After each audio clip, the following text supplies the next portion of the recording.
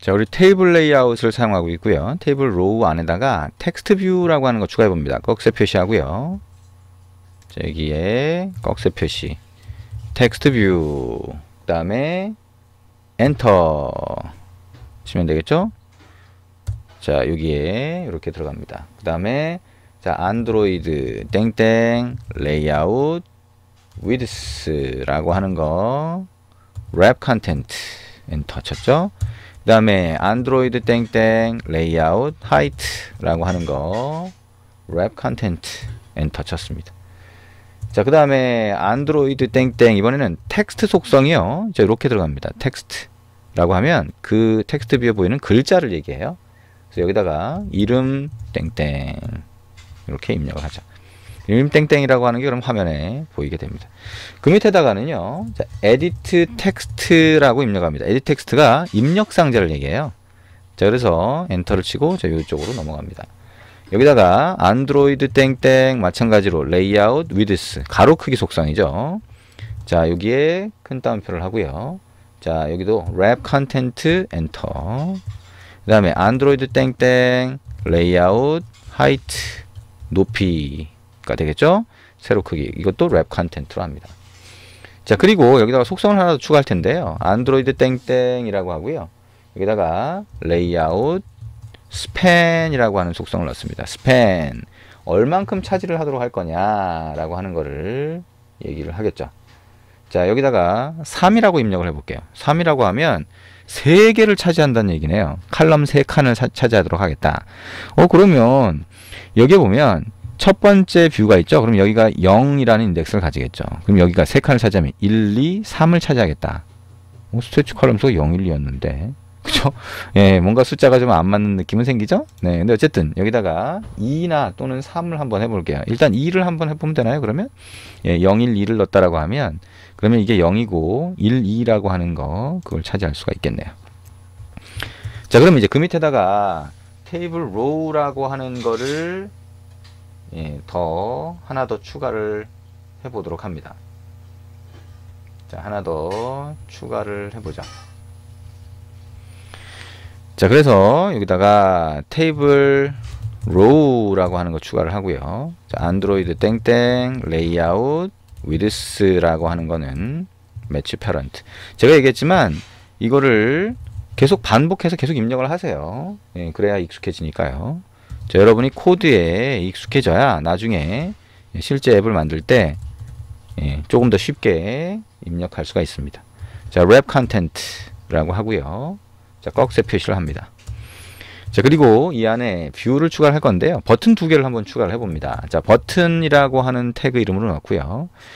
우리가 디자이너 도구, 즉 디자인 탭을 눌렀을 때 보이는 화면에서 버튼 추가하면 실제 XML 코드는 얘가 추가가 되는 거예요. 버튼.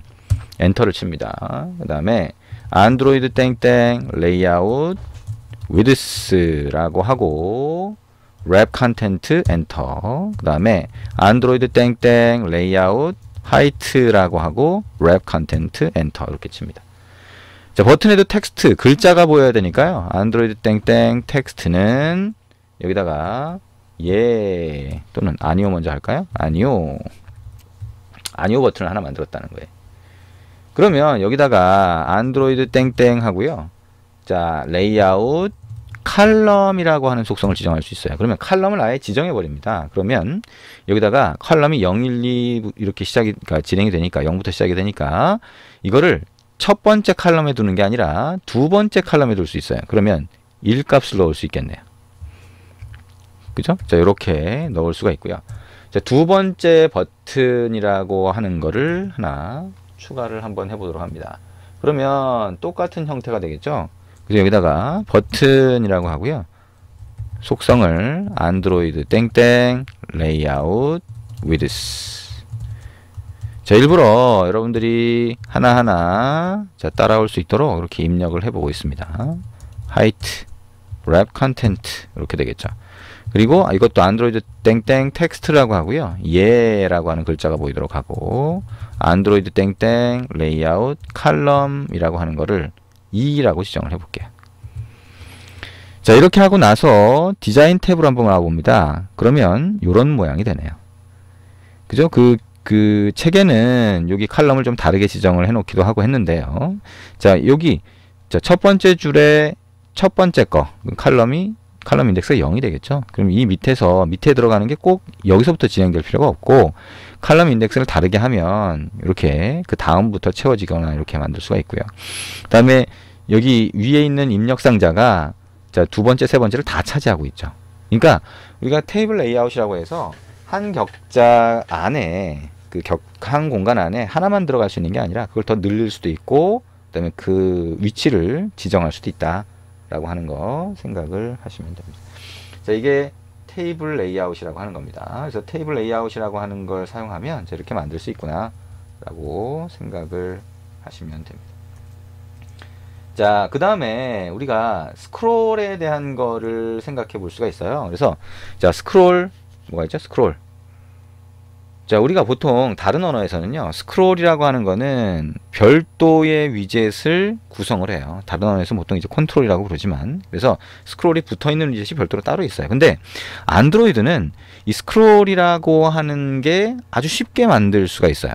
자, 그거를 파일 클로즈 프로젝트라고 해서 이 프로젝트를 닫고요. 자, 그 다음에 스타트를 눌러서 여기다가 my scroll 뷰라고 하는 프로젝트를 하나 만들어 보죠. 자, 패키지 이름에서 마이자를 한번 빼고요. 다운을 누릅니다. 그리고 자, 아래쪽에 next, finish 눌러서 자, my scroll view라고 하는 새로운 프로젝트를 만들 건데요. 여러분 이제 책에서는 이미지를 가지고 스크롤 하는 걸 만들어요. 그래서 그거는 여러분이 코드를 직접 한번 입력을 해 보시면 되고요.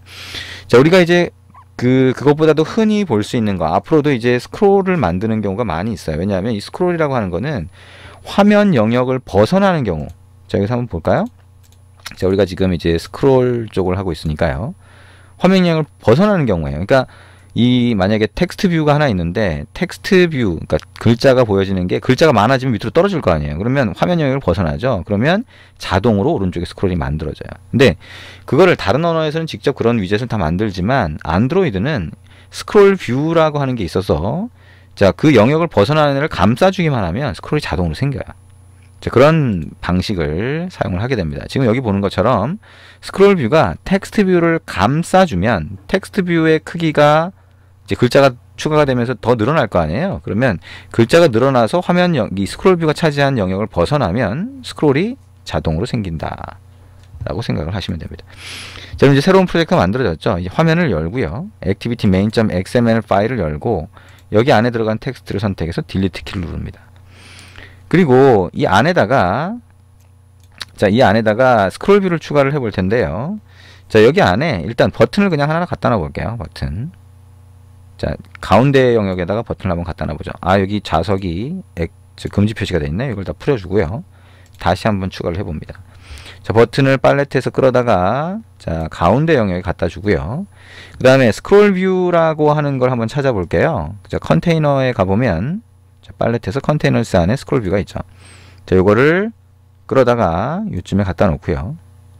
아, 그러면 이게 그래도 안 되는군요. 근데 그 컨스트레인트 레이아웃 자체가 여기서 렌더링 에러 같은 게 잘 표시가 돼요. 요걸 눌러보고 자, 그 다음에 매치 레이아웃, 매치 페어런트죠. 자, 레이아웃 안에서 매치 페어런트가 지원이 안 되니까 그것 때문에 이제 계속 이런 식으로 표현이 되네요. 어쨌든 여기 아래쪽에다가 스크롤 뷰를 꽉 채우고 싶다라고 하는 경우가 생길 수가 있죠. 어쨌든 스크롤 뷰라고 하는 게 있으면 뭐 지금 여기 아예 얘가 표현을 못 해주고 있죠. 그러면 이거를 리니어 레이아웃으로 최상위 레이아웃을 바꿔볼게요. 그리고 자, 이렇게 바꾸고요. 리니어 레이아웃은 뭐예요? 방향 속성이 필요하죠. 안드로이드 땡땡 오리엔테이션이라고 하는 거를 버티컬로 만들어주고요. 그 다음에 여기 보면 이런 속성은 컨스트레인트 레이아웃, 제약 레이아웃을 위한 거니까 이거는 없애줍니다. 여기도 없애주고요. 자, 이렇게 하면 화면에 보이게 될 겁니다. 자, 디자인 탭으로 가보면 자, 이런 형태가 되죠. 스크롤 뷰 안에 자동으로 리니어 레이아웃이 들어가 있어요. 그래서 여기 안에다가 우리 텍스트 뷰를 한번 추가를 해 볼게요. 그러면 그 안에 텍스트 뷰가 추가가 된 거죠. 이렇게. 그러면 이 텍스트 뷰라고 하는 거에다가 이제 글자를 막 집어넣을 수 있어요. 그러면 글자를 막 집어넣으면 어떻게 돼요? 밑으로 계속 떨어지겠죠? 그래서 이 밑으로 계속 떨어지는 게 화면 영역을 벗어나면 자동으로 스크롤이 보여요. 자, 우리가 아직은 화면 레이아웃만 만들고 있으니까 아직 실행은 안 해봤죠? 근데 이거를 한번 실행을 해보면 됩니다. 자, 일단 여기에 텍스트 탭을 눌러서요. 자, 여기 안에다가 자, 안녕하세요 라고 하는 글자를 넣고요. 이거를 역/n을 붙이면 예, 그 다음 줄로 떨어지겠죠. 이런 식으로 한번 계속 입력을 해봅니다. 많이 입력을 해보죠. 컨트롤 C, 컨트롤 V 해가지고 자, 이 정도 한번 입력을 해보고요. 자, 그 다음에 글자 크기가 크면 빨리 그 다음 줄로 떨어질 거예요. 글자 크기는요. 자, 안드로이드 땡땡 텍스트 사이즈라고 하는 걸로 조정을 해봅니다. 텍스트 사이즈라고 하고 자, 30dp 뭐 이렇게 해버리면 디자인 탭에 가보면 벌써 이렇게 쫙 떨어진 거를 볼 수가 있죠. 아, 근데 그 밑에까지 다 차지를 안 하네요. 그러면 50dp 더 크게 만들어 버리면 네, 이렇게 화면 영역을 벗어난 거를 눈으로도 확인할 수가 있습니다. 자, 그러면 이렇게 화면 영역이 벗어났다라고 하는 상태니까 진짜 스크롤이 생기는지 여기 화면에서는 잘 모르죠. 그거를 알아보려면 실행을 한번 해보면 됩니다. 자, 실행을 해서 정말 벗어나는지 여러분이 직접 확인을 해 보시고요. 스크롤이 생기는지 확인해 보시면 됩니다. 스크롤이 생기게 되고요. 자, 얘기한 것처럼 책에서는 이미지를 추가하는 방법을 하고 있습니다. 그래서 이미지 추가하는 방법은 예, 우리가 프로젝트에 이미지 추가하는 방법은 책에 설명을 해놨으니까요. 한번 따라서 해보시고요. 자, 우리가 이제 프레임 레이아웃이라고 하는 거 하면서 그러면서 이미지 추가하는 방법은 같이 한번 해볼 겁니다. 이미지 추가를 하려면 이제 이미지 뷰라고 하는 걸 써야 되거든요. 그래서 그때 같이 해보면 되고요. 일단 책에 있는 내용을 한번 같이 해보셔도 되고요. 프레임 레이아웃이라고 하는 걸 하고 나서 그 다음에 책에 있는 대로 이미지를 움직였을 때 큰 이미지를 집어넣으면 스크롤이 생기는지 확인을 해보시면 됩니다. 자, 이렇게 해서 우리가 자, 스크롤 뷰라고 하는 것까지 봤어요. 테이블 레이아웃과 스크롤 뷰에 대해서 같이 한번 알아봤습니다. 수고하셨습니다.